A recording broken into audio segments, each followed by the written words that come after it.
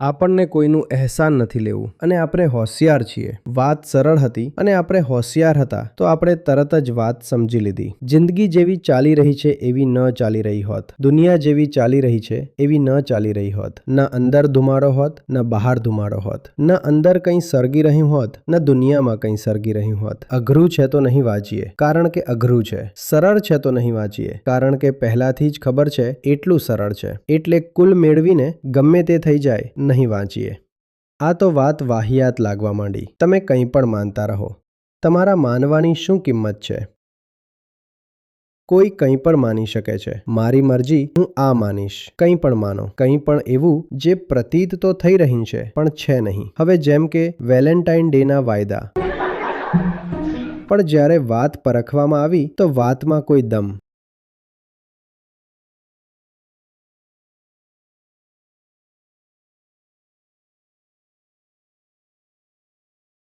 અને જિંદગી કહે છે જો જાણતા હોત તો જીવતા હોત. એ સરખામણી આપણે ક્યારેય કરીને જોતા નથી કારણ કે સરખામણી ભારે પડી જશે. આપણે બસ એટલું જ કહીને પોતાને સંતુષ્ટ કરી લઈએ છીએ કે આપણે બધું જાણીએ સમજીએ છીએ. આપણને ખબર છે મોહ શું હોય છે. આપણને બધી ખબર છે.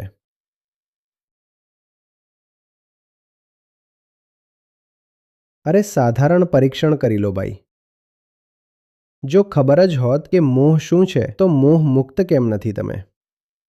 આ કયું જાણવું છે જે મુક્તિ નથી આપતું?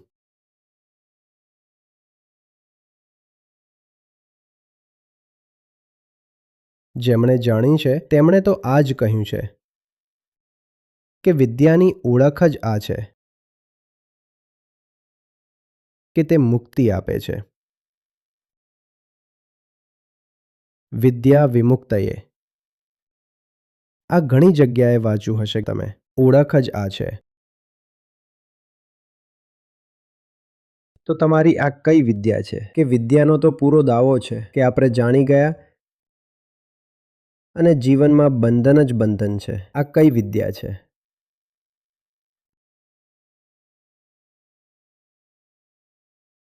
અને ઉપરથી વાત પ્રાસયુક્ત પણ કરી દીધી. જ્ઞેય કરી દીધી.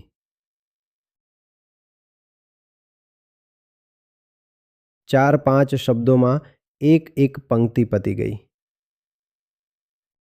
કઠિન હૈ મોહ કી ધારા, બહાજાત સબ સંસારા. સરળ બનાવી દીધું કે બેટા ડરો નહીં, બહુ સરળ છે. જુઓ આટલું સરળ કરીને તમને કહી દઈએ છીએ. આ એમની કરુણા. ઓછા શબ્દો, રોજબરોજની ભાષા.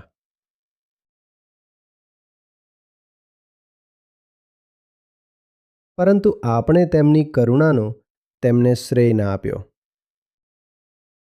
આપણે કહ્યું કે જો આ આપણને સરળ લાગી રહ્યું છે તો તેનું કારણ એ નથી કે કોઈએ આને બહુ સરળ બનાવીને આપણી સામે પ્રસ્તુત કરી દીધું છે. કોઈને શ્રેય આપશો તો કૃતજ્ઞતા માનવી પડશે ને? અને કૃતજ્ઞ થવાથી અહંકાર બહુ ડરે છે. તે વારંવાર આ જ કહે છે જી અમારે કોઈનું અહેસાન નથી લેવું. અઘરામાં અઘરી, ઊંડામાં ઊંડી અને ઊંચામાં ઊંચી વાત તમારી સામે જેમણે સરળ કરીને સુબોધ કરીને રાખી દીધી.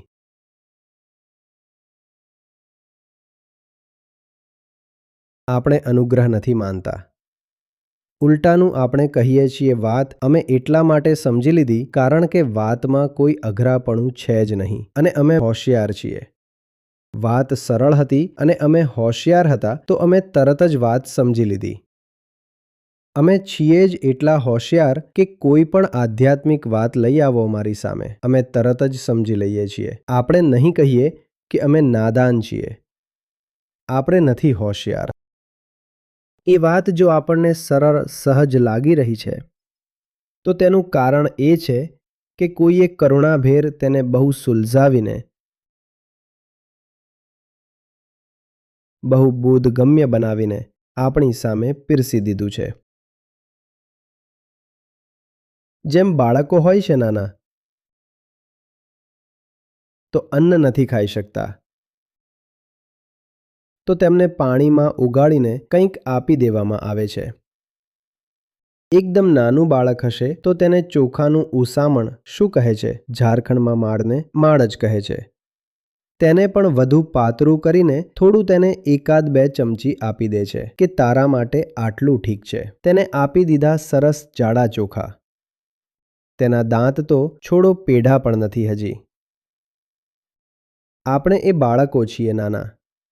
સીધા આપણી સામે બ્રહ્મસૂત્ર રાખી દેવામાં આવે તો આપણે કરીશું શું? તો રોજબરોજની વાત છે આ. તો મારી દાદીને પણ ખબર છે.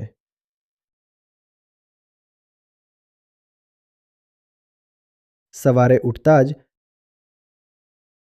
રસોડામાં વાસણ ખખડાવવા લાગે છે અને મોહમાયા આ જ સંભળાય છે. તો આમાં કોઈ મોટી વાત છે? આ પણ નહીં વાંચીએ. અઘરું છે તો નહીં વાંચીએ કારણ કે અઘરું છે. સરળ છે તો નહીં વાંચીએ કારણ કે પહેલાથી જ ખબર છે એટલું સરળ છે. એટલે કુલ મળીને ગમે તે થઈ જાય, વાંચીશું નહીં.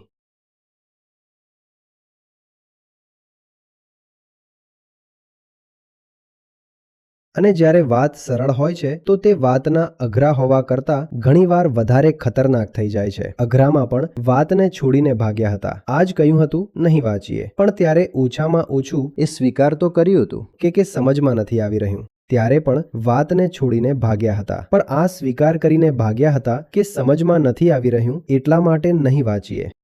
એટલી ગનીમત હતી કે માની લીધું હતું કે અમારા સામર્થ્યની બહારનું છે. નથી સમજાઈ રહ્યું, નથી વાંચતા.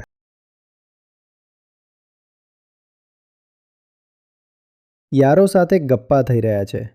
આપણે બેઠક જામી છે. બજારમાં ફરી રહ્યા છીએ. કોઈ મરી ગયું કે ફોન પર વાત થઈ રહી છે. અને કોઈએ કહી દીધું હોત, કઠિન હૈ મોહ કી ધારા, બહા જાત સબ સંસારા. બિલકુલ આ જ વાત. કે આનાથી કોઈ મરતી આવતી વાત? તો શું જરા પણ કાન સરવા થાત? શું જરા પણ લાગત કે કંઈક વિશિષ્ટ બોલાયું છે? શું અંદરનું રડાર જરા પણ સક્રિય થાત? કે કોઈ અજાણી વસ્તુ ચેતનામાં પ્રવેશ કરી રહી છે? થાત શું? તરત શું લાગત? કેટલાને લાગત કે આ જે વાત છે આ મોટા ભાગે તો આપણે સમજીએ જ છીએ. આમાં કંઈ એવું નવું વિશેષ નથી. કેટલાને લાગે છે અહીં જ ગરબડ થઈ જાય છે. અને જો આપણે આ વાત સમજીએ છીએ ને, આ સૂત્ર એટલું ખાસ છે, એટલું ખાસ છે કે જો આ વાત આપણે સમજીએ છીએ તો આખું વેદાંત સ્પષ્ટ થઈ ગયું આપણને. આખું જીવન સ્પષ્ટ થઈ ગયું હોત આપણને. જિંદગી જેવી ચાલી રહી છે એવી ન ચાલી રહી હોત. દુનિયા જેવી ચાલી રહી છે એવી ન ચાલી રહી હોત. બધું બદલાઈ ગયું હોત. ન અંદર ધુમાડો હોત ન બહાર ધુમાડો હોત. ન અંદર કંઈ સળગી રહ્યું હોત ન દુનિયામાં કંઈ સળગી રહ્યું હોત. પણ આપણા તો અંદર પણ આગ છે, ધુમાડો છે, બહાર પણ. અને ભરોસો પૂરો છે કે આ વાત આપણે સમજીએ છીએ. અત્યારે હું વાંચી રહ્યો હતો અમેરિકામાં જે લોકો જઈને વસ્યા છે, પ્રવાસી લોકો જે છે ભારતથી, એ જ રીતે દુનિયાભરમાંથી તેમની જે આગામી પેઢીઓ છે તે ધર્મને સ્વીકારવાનો ઇનકાર કરી રહી છે. માત્ર હિન્દુ જ નહીં, હિન્દુ, બૌદ્ધ, ખ્રિસ્તી, મુસલમાન બધા. આ જ લોકો જો પોતાના પૈતૃક દેશમાં જ રહ્યા હોત, જે હિન્દુ ભારતથી ગયો તે ભારતમાં જ રહ્યો હોત, જે બૌદ્ધ કંબોડિયાથી ગયો તે કંબોડિયામાં જ રહ્યો હોત, જે મુસલમાન આરબથી ગયો તે આરબમાં જ રહ્યો હોત, તો તેમના બાળકો પોતાના પરંપરાગત ધર્મોને ક્યારેય ન છોડત. પણ આ અમેરિકા પહોંચી ગયા તો તેમના બાળકો સીધું લખી દે છે. જ્યારે વસ્તી ગણતરી વગેરે થાય છે કે કોઈ સર્વે થાય છે કે અમે નોન રિલિજિયસ છીએ, અમે પોતાની જાતને કોઈ પણ ધાર્મિક ધારા સાથે આઈડેન્ટિફાય નથી કરતા. કેમ નથી કરતા? કારણ કે ધર્મના નામ પર આપણે શું પીરસી દીધું છે? 12 વાર્તાઓ અને અહીં રાખી દીધો છે દેશી તમંચો કે તમે આ 12 વાર્તાઓમાં વિશ્વાસ કરો નહીં તો ગોળી મારી દઈશું. અને જેટલો વધારે કટ્ટરવાદ છે, જેટલો વધારે દબાણ સાથે મજબૂર કરવામાં આવે છે ક્યાંયના લોકોને ધર્મ સ્વીકારવા માટે, જેવા જ તે લોકોને અને તેમની આગામી પેઢીઓને એક ખુલ્લું અને સુરક્ષિત વાતાવરણ મળે છે, તેઓ એટલી જ ઝડપથી પોતાના જૂના ધર્મને અસ્વીકાર કરી દે છે. જે અનુપાતમાં અમેરિકાના હિન્દુ બાળકો પોતાના ધર્મને અસ્વીકાર કરી રહ્યા છે, તેનાથી ક્યાંય વધારે મુસલમાન બાળકો પોતાના ધર્મને અસ્વીકાર કરી રહ્યા છે. વિચિત્ર વાત. વિચિત્ર, પરંતુ જો ધ્યાનથી જુઓ તો બિલકુલ તાર્કિક. કારણ કે આ ધર્મ ચાલી જ રહ્યો હતો. માનો નહીં તો મારી દઈશું. તો જેવો જ મોકો મળ્યો આઝાદીનો, એવું ધર્મનું પોટલું ઉઠાવીને નીચે મૂકી દીધું કે ભાઈ અમારે નથી માનવું, કારણ કે હવે તમે અમને મારી શકતા નથી તો અમારે માનવું પણ નથી.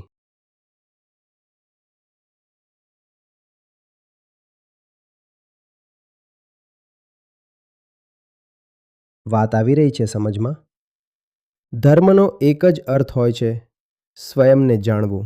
કારણ કે સ્વયંના જ દુઃખથી ધર્મની શરૂઆત થાય છે. હું દુઃખમાં છું. પોતાના દુઃખના તમામ કારણો શોધ્યા, ઉપચારો શોધ્યા. અંતતઃ સ્વયંમાં જ પ્રવેશ કરવો પડ્યો કે દુઃખી કોણ છે. શું પ્રકૃતિ છે આની, જે કોઈ પણ પ્રકારનો ઉપચાર આના પર કામ નથી કરતો? પોતાના દુઃખનું નિવારણ કરવું જ ધર્મનો ઉદ્દેશ્ય છે.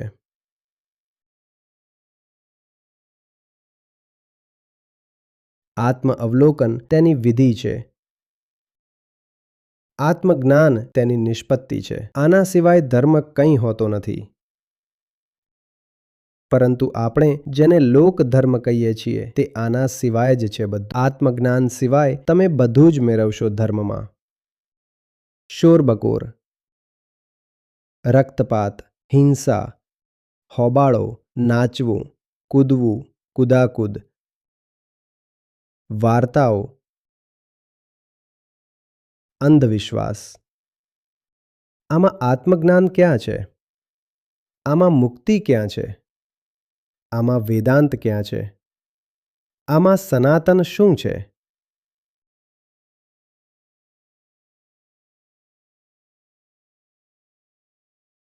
દર્શન ક્યાં છે આમાં?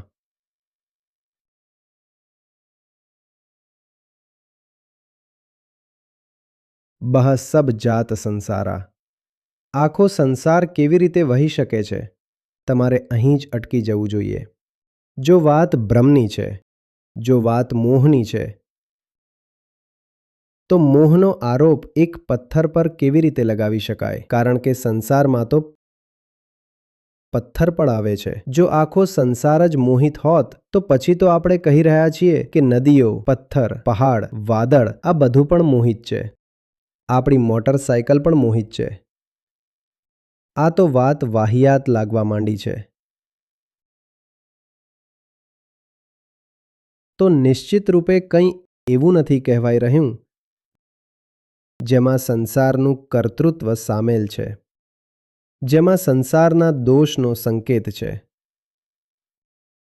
બધા મનુષ્યો મોહિત છે, ભ્રમિત છે. જ્યારે તમે આ કહો છો તો તમે એક રીતે આરોપ લગાવો છો ને કે તમે ભ્રમિત છો. અચ્છા, મનુષ્યો પર તો આરોપ લગાવી લીધો. પોતાના ચશ્મા પર પણ આરોપ લગાવશો? આંખ પર તો આરોપ લગાવી શકો છો, પણ સંસારમાં તો ચશ્મા પણ આવે છે. તો ચશ્માને પણ બોલો કે તું પણ ભ્રમિત છે. તેને કોઈ ફરક જ નહીં પડે. બહાજાત સબ સંસારા. સંસારની વાત નથી થઈ રહી, કોઈ બીજી વાત થઈ રહી હશે. માની નથી લેવાનું. કે ગુરુવરે કહ્યું છે તો સાચું જ હશે. તેનો દાર્શનિક આધાર શોધવો પડશે. અને જો દાર્શનિક આધાર નથી તો આ વાત પછી ફક્ત શું થઈ ગઈ? માન્યતા થઈ ગઈ. અને માન્યતાનું નામ ધર્મ નથી હોતું.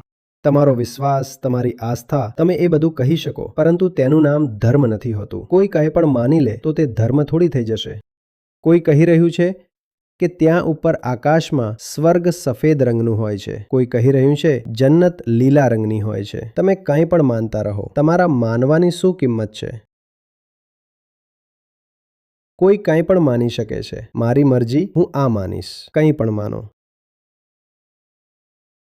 અને બંદૂક રાખીને કોઈને કંઈ પણ માનવા પર મજબૂર પણ કરી શકાય છે. માને ભલે ના, પણ સ્વીકારી તો લેશે. હા ભાઈ, માની લીધું, ઠીક છે. તમે કોઈની પાસે કહેવડાવવા માંગો છો કે તમે મહાન છો. તે નથી બોલી રહ્યો તમે મહાન છો. તેનું કાંડું મરોડવાનું શરૂ કરી દો થોડી વારમાં. અરે અમારું કાંડું છોડી દો ભાઈ, તમે મહાન છો. મહાન જ નહીં, તમે ભગવાન છો. તો મનાવવામાં શું જાય છે?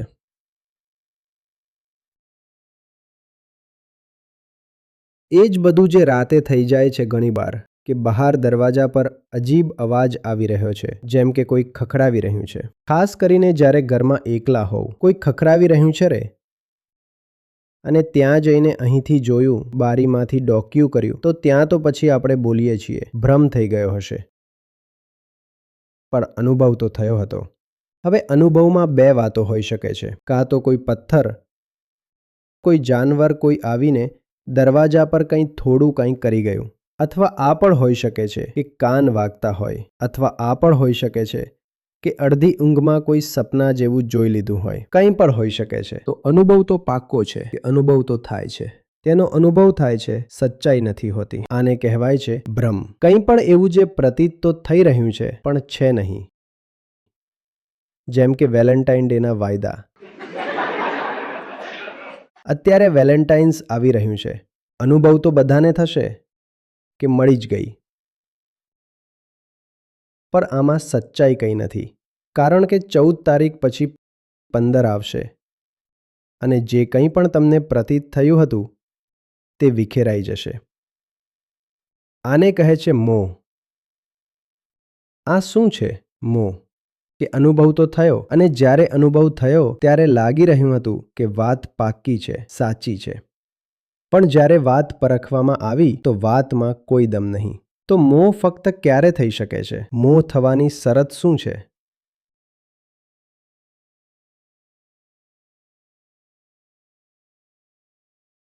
ન પારખેલી સ્થિતિ.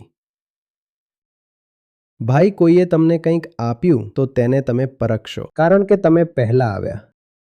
આપવાવાળો પછી આવ્યો, આપેલી વસ્તુ પણ પછી આવી, તો તમે તેને પરખશો. પણ જે વસ્તુ સાથે તમારો જન્મ જ જોડાયેલો છે તેને પરખવાનો ક્યારેય ખ્યાલ જ નથી આવતો. શરીર પેદા થયું, શરીરની સાથે જ શું આવી જાય છે? એક તો સ્થિતિ, એક તો મુશ્કેલી આ છે કે તે પેદા થવાની સાથે જ આવી ગયું, અને બીજી મુશ્કેલી આ છે કે પરખવા વાળો કોણ છે? તે શા માટે પોતાને પરખશે? તે લાગ્યો રહે છે ઇન્દ્રિયોના માધ્યમથી. શું કરવામાં? તે આખી દુનિયાને પરખવામાં લાગ્યો રહે છે, સ્વયંને ક્યારેય નથી પરખતો. કંઈક તો તેની નાદાની છે અને કંઈક બેઈમાની છે. નાદાની આ છે કે તેને સાચે જ લાગે છે કે હું છું અને હું એ જ છું જે હું પોતાની જાતને માનું છું. આ નાદાની છે. અને બેઈમાની શું? ક્યારેય જો પોતાને પરખવું પડી ગયું તો બહુ બધી સુવિધા, સ્વાર્થ પર ચોટ પડશે. તો જ્યારે પરખવાની સ્થિતિ આવે પણ છે તો પણ તે નથી પરખતો. અહંકાર નાદાન પણ છે. અને આ બે તેની વૃત્તિઓ છે. નાદાની. નાદાનીને અવલોકન હટાવી શકે છે, પરંતુ બેઈમાનીને તો ઈમાન જ હટાવશે. તેને કહેવાય છે નિયત, તેને કહેવાય છે સત્યનિષ્ઠા.